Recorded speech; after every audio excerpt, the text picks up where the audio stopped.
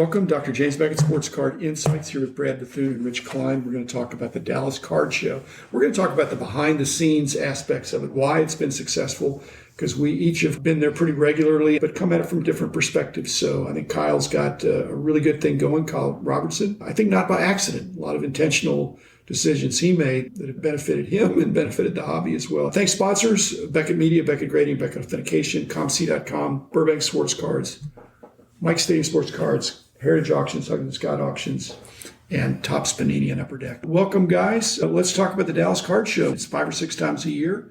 Brad, this is really allowing you to just be immersive in the hobby. It's such a big show. Yeah. And Rich and I are kind of lifers and went through the thick and the thin of the slow days of Dallas shows. But it's been a rocket ship the last couple of years. So what do you think Kyle's doing right? And what draws you to really feel like this is a must show? I think the sense of community is, even though everybody goes, that show's so big, you can't have a community. You can. In the smaller rooms, there's community. Yeah. In the big room, I don't sense the community. Yeah, it's pockets. Because there's guys that I know that the first thing I do whenever I walk into the Dallas Card Show is I go shake up. I say hello to everybody that I know, and I try to meet someone new every single time. Introducing people, and number one, it's community. Okay. I really do. Well, I agree with you 100% about the community in the smaller rooms. I think each room has a community. Yes. Yeah. That's my point. And the smaller they are, the more there's a sense of community. Our Starlight room, which is where I've been setting up for the last year or so, that has a community, but many of us in that room, with a couple exceptions on both levels, are what I call that room the Friends of Kyle. Most of us in that room have done his shows from the days when it was the smaller one-day Frisco show. There are some exceptions. And so the reward is to be in the small room if you're a friend? What are you saying, Rich? Well, no, but you talk about the community. It's also... It is a community, and they look out for each other. And we look out for each other. Plus, the tables are less expensive. Right. Plus, there's carpeting on the floor. And That's a big plus. That's a huge plus. It reminds me of the old days where at a card show, in a room like that, the dealers knew each other, and if a dealer had to go to the bathroom, the next table over said, hey, I'll watch it for you.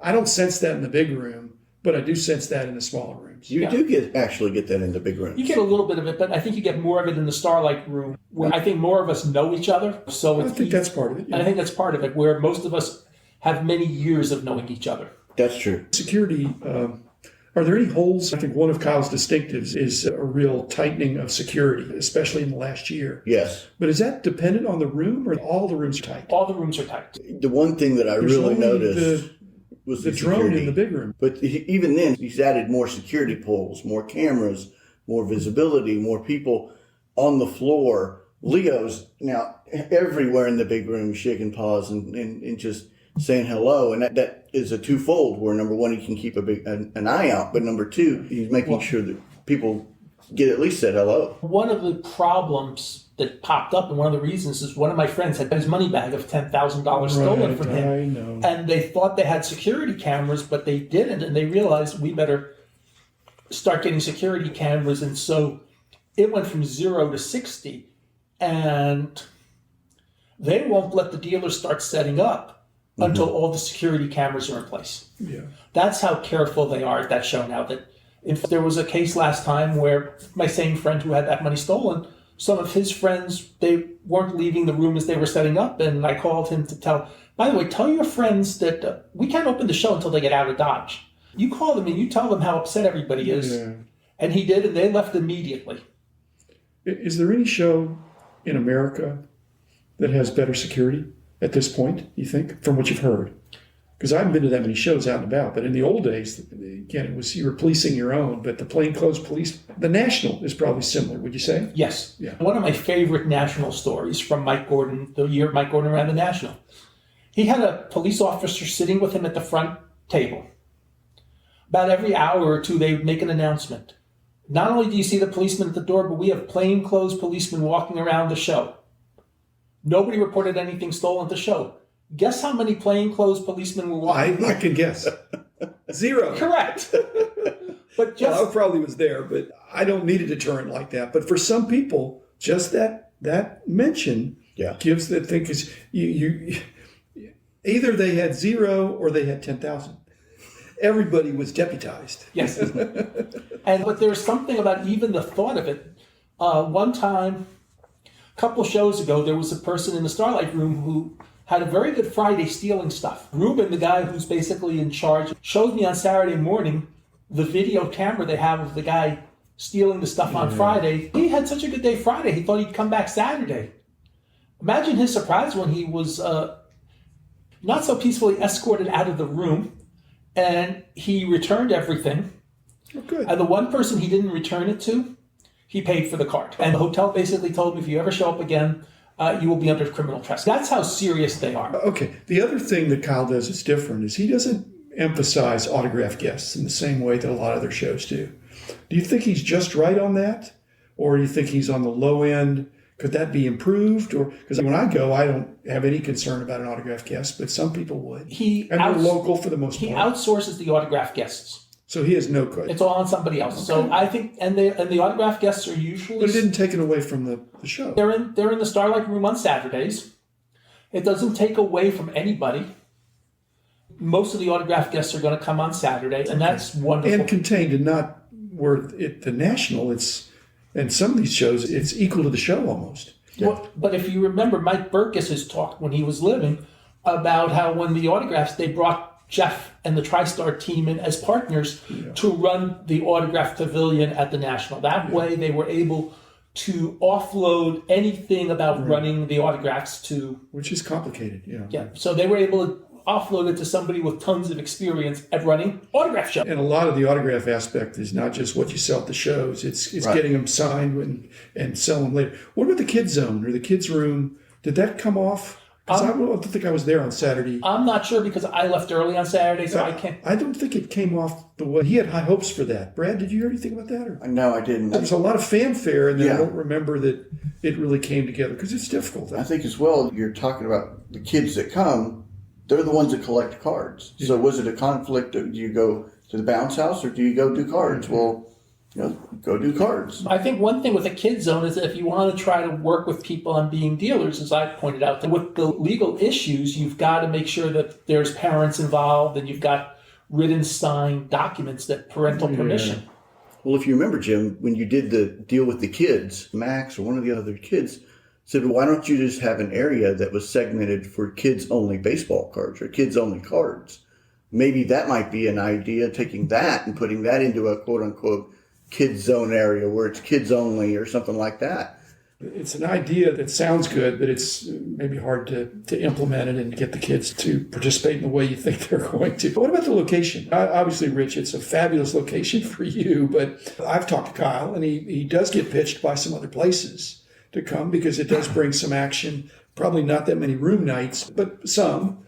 And so do you think we're going to be in Waters Creek for a while? I hope so. As you said, it's a wonderful location to be. And you can't expand. No, you can't expand. On the other hand, it's sellout business at the hotel through 3 nights. So for the hotel, it's wonderful. There is a challenger that could rise up in Denton that is off 35. The Gaylord or what? No. There's an embassy that's up in Denton off 35. I've been there. It's almost a different promoter, or just if Kyle ever thought about moving, there is space right in North Dallas. Well, it'd be closer to the airport. Yeah. You're also closer for the Oklahoma people. But I just think, for me, when you got a sure thing, I wouldn't want to change it unless I was absolutely positive. And for a 5 times a year or 6 times a year show to have 600 tables, do you really need to have 700 tables? Well, if you think about maybe the autograph expansion, or if he wants to do any other type of additional add-ons, whatever you want to call it, then he's starting to become landlocked.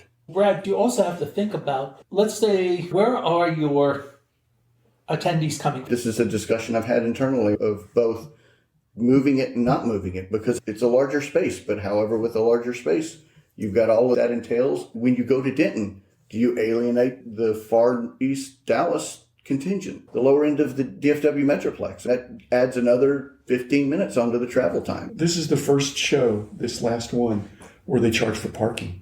Oh my gosh, yes. And I was shocked and I was surprised pleasantly, because when I got the memo that they were going to charge for parking, I just was thinking, I was reaching for a $20 bill and they said $5. $5 to park in the parking garage adjacent. And I thought, that's pretty reasonable. I could live with It's $5. pretty reasonable. And it's below what the standard is because they disabled the machine. And so I thought they're not gouging. Kyle, even though he charges $30 for the weekend pass or something, or $10 a day, for 600 or 700 tables, maybe that's not so bad.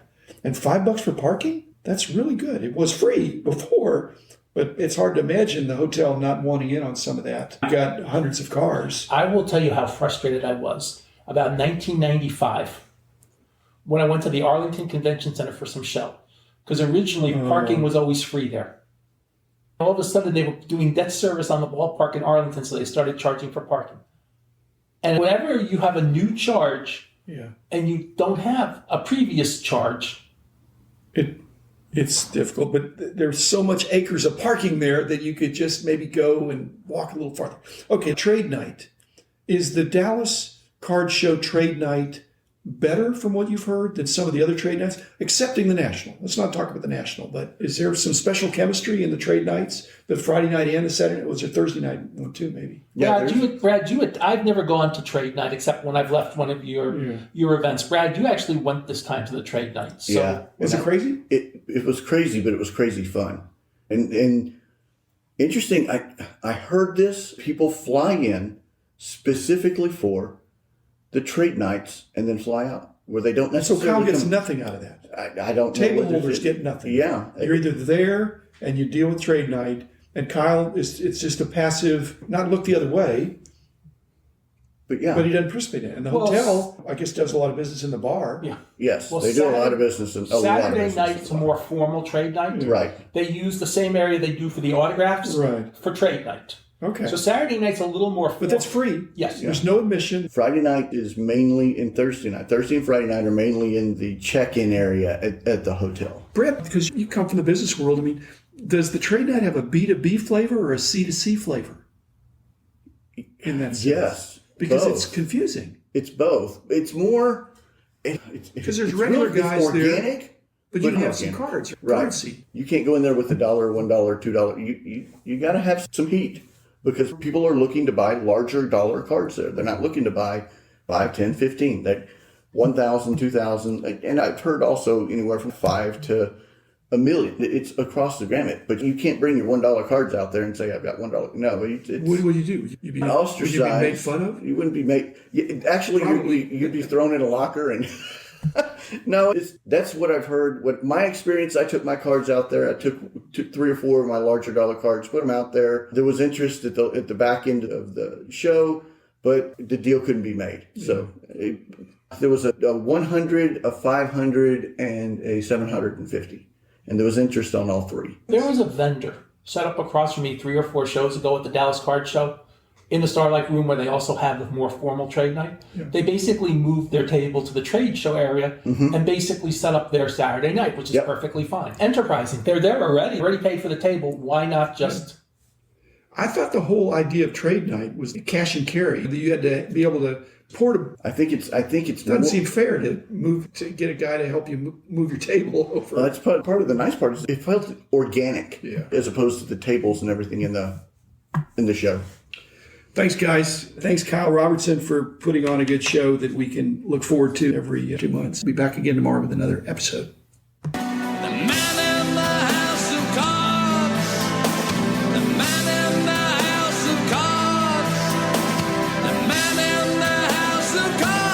Is